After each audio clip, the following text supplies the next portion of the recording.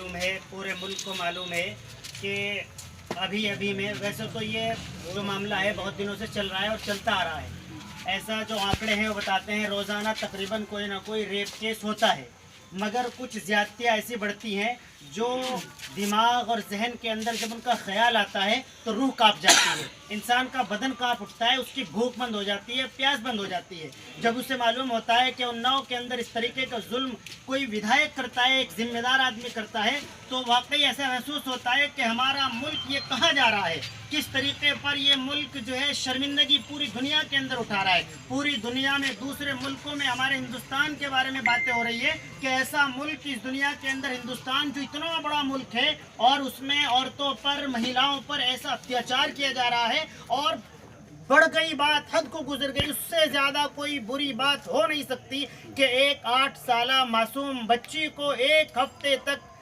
7-8 आदमी अपनी हविस का शिकार बनाते हैं, ड्रग्स देते हैं और उसे और ज़्यादा जुल्म करते हैं, उसे पत्थरों से मार देते हैं। तो मैं ये नहीं कहता कि ये किसी मज़हब की बात है, नहीं, बल्कि हमारे नबी जो हैं वो रहमत आलम बनकर आए थे और वो इंसानियत की बात करते थे। बाबा साहब अम्बेडकर इंसानियत की बात करते थे, संविधान और कानून की बात को उन्होंने पूरे मुल्क के अंदर कोशिशों से लागू कराया और उसी के एतबार से हम जिंदगी गुजारते हैं। मगर कुछ तत्व, कुछ लोग ऐसे हैं जो हमारे इस संविधान को, हमारे मुल्क के आईन को, हमारे कवानीन और ज़वाबित को तोड़ रहे हैं और तोड़ने के बाद जो उनको सज़ा देने का काम करने वाला हमारा शासन प्रशासन है, वो उसमें किसी न किसी एतबार से कमज़ोर पड़ जाता है। तो ये हमारी बेटी इंसानियत की बेटी है, हर एक शख्स की बेटी है, हमारी वो एक बेटी है, कहीं हमारी बहन है, कहीं हमारी माँ है, कहीं हमारी फूफो है, कहीं हमारी खाला है। हम पर ये जुल्म ज़्यादती, हम पर ये अत्याचार क्यों हमें को निशाना बनाया जाता है? तो आज जब ये बातें हद से गुजरती जा रही हैं, हमारे पूरे मुल्क के अंदर इसके खिलाफ मार्च हो रहे हैं, एहतजाजी प्रदर्शन हो रहे हैं, कैंडल मार्च निकाले जा रहे हैं, केरल के अंदर, कश्मीर के अंदर, पूरे मुल्क के तमाम सूबों में इसके खिलाफ आवाज़ बुलंद हो रही है। हम किसी शासन के खिलाफ नहीं है, प्रशासन के खिलाफ नहीं है, किसी सरकार के खिलाफ नहीं है, किसी मजहब के खिलाफ नहीं है, किसी बिरादरी के खिलाफ नहीं है। अगर हम खिलाफ हैं तो उन दरिंदों के खिलाफ हैं जिनके ज़हन और दिमाग के अंदर इतनी गंदगी भर चुकी है जो नाली के कीड़ों से भी ज़्यादा बदतर हो चुके हैं।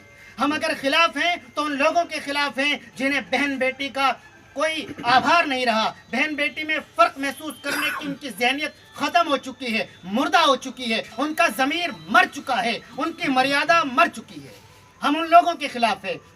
और हम आज हमारे छुटमलपुर के अंदर भी कैंडल मार्च का आयोजन किया गया। हमारे कमल भाई, सतीश भाई, भरत भाई और बहुत सारे लोग हैं, हमारे मौलाना खालिद नदवी हैं, मौलाना अरशद नदवी हैं, मौलाना गुलफाम कासमी हैं, ये दीगर हजरात, मौलाना सरवर आलम कासमी, इन तमाम ने मिलकर आज ये कैंडल मार्च निकाला है और हमने अपने छुटमलपुर कस्बे से भी ये पैगाम दिया है कि हम इंसाफ लेकर रहेंगे, चाहे हमें इंसाफ के लिए जान, माल, वक्त, किसी भी चीज़ की कुर्बानी देनी पड़े। हम इंसाफ मांग रहे हैं, लेकर रहेंगे। हम संविधान के खिलाफ नहीं जाते हैं। बाबा साहब अम्बेडकर ने जो संविधान बनाया था, हमें उसके खिलाफ नहीं जाते हैं, हमें उस पर पूरा भरोसा है, पूरा यकीन है और संविधान के दायरे में हम उन लोगों से अपना इंसाफ चाहते हैं। अगर मुल्क के अंदर बेटी पर अत्याचार पर कोई कानून नहीं है तो मत दो हमें इंसाफ, लेकिन अगर संविधान के अंदर इस पर लिखा कोई कानून